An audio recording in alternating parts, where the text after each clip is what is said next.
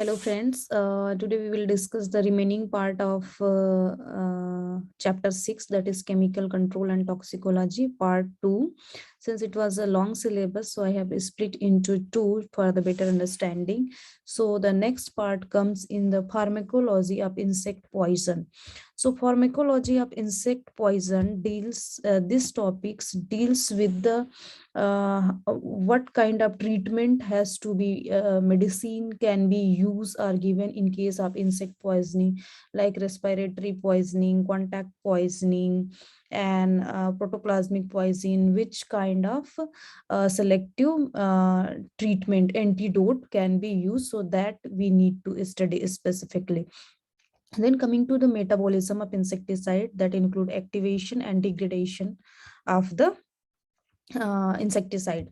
So metabolism is a process where the inactive compound convert into active compound, and that it get degrades. So activation, where inactive compound become in active, or active compound converted into the more active compound, which can bind with the detoxifying enzyme. And degradation, this process mainly involved enzymes, and it include, or it completes into a step, that is a phase 1 reaction and phase 2 reaction. So phase 1 reaction mainly it involves simple reaction like oxidation, reduction, or hydrolytic process, whereas a phase 2 stage of degradation, which involves enzymes. So what all are enzyme specifically needed for degradation of insecticide?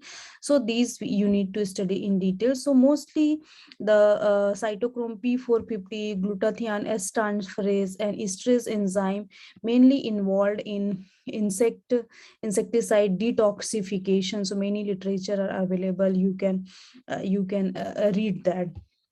Coming to the here you can see the metabolism of DDT. So how the DDT convert into the less active compound or another active compound. So here the whole list has been given. It is very important. Sometimes it used to ask in exam. And then coming to the another topic, that is selectivity of insecticidal action. So this is very important, and several times it has been asked in ARS mains exam also. So how you will differentiate between selectivity and specificity. So here I have given definition. Bartlett 1964 defines pesticide selectivity as the capacity of a pesticide treatment to spare natural enemy while destroying the target pest, whereas selectivity differs from specificity. And what is a specificity? So it is a capacity of compound to cause high mortality in a particular species. So those two terms, sometimes it used to ask in a difference or interview, it used to ask. So you need to be very clear about that. Then coming to the insecticide resistance mechanism, genetics, and management of insecticide resistance. So what is the insecticide resistant? First, you need to know what is the insecticide resistant. The development of ability in a strain of insect to tolerate dose of toxicant which would prove lethal to majority of individual in a normal population of the same species. Okay. So the types of resistance, there are different type of resistance. Simple resistance means they are resistant to one insecticide, whereas another is a cross resistance. The insect is resistant to one insecticide, is also resistant to related one. Whereas multiple resistance, whereas the insect is resistant to different kind of insecticide which having different mode of action. And another type is the monogenic resistance. So single gene is involved in development of resistance. Then polygenic resistance, name itself denote that several genes are involved in development of resistance. So these all things you need to study. What is insecticide resistance, then types of insecticide resistance. Then mechanism. What are mechanism is involved in resistant development? So there are a different mechanism which is grouped into three category: pre-adaptive mechanism, physiological mechanism, behavioral, and ecological mechanism.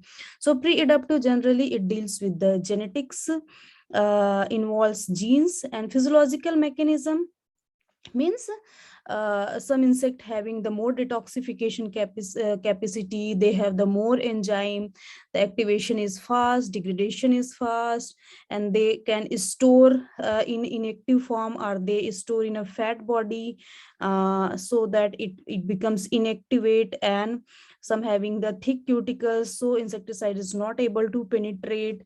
And some having the more excretion potential of the toxicant, so they pose they behave resistant as compared to the normal population.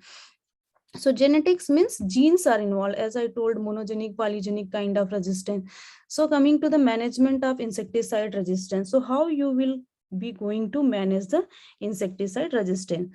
So a step to manage the insecticide resistance are judicial use of insecticide rotation, and then use of undetoxified analog, use of synergist, and then use of insect pheromone or hormone, and use of integrated approach. That is the best way to control the development of insecticide resistance in insects.